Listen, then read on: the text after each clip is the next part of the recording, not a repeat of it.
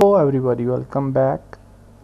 This is the last video of our course, and we have learned a lot of things in this specific course. We have learned the basics of modeling with Blender and from very scratch, and also we have created a robot, a stylized character, a truck model, and also we have created a rickshaw and a Suzuki in this course.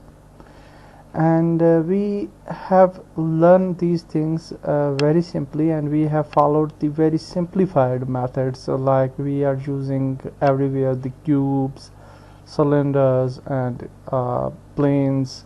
So we have keep things very easy throughout this course. And but one thing I want to tell you in the last, that this is not the ending actually.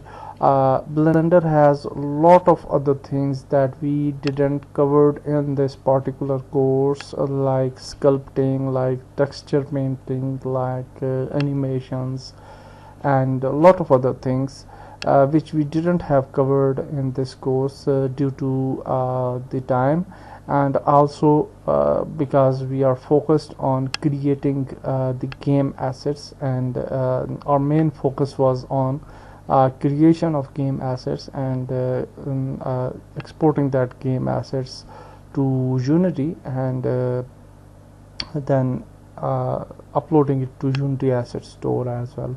So by learning this method, you can now create your own 3D assets, and you can not only upload your asset to Unity Asset Store, but also there are a lot of other places like cgtrader.com, free3d, sketchfab, and like a lot of other places where you can upload your game assets or 3D models, and you can earn money.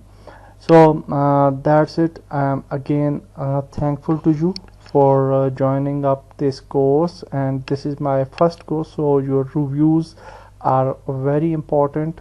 Please make some positive reviews, and definitely in next courses I will improve a lot of things. That's it for this video. Allah Hafiz.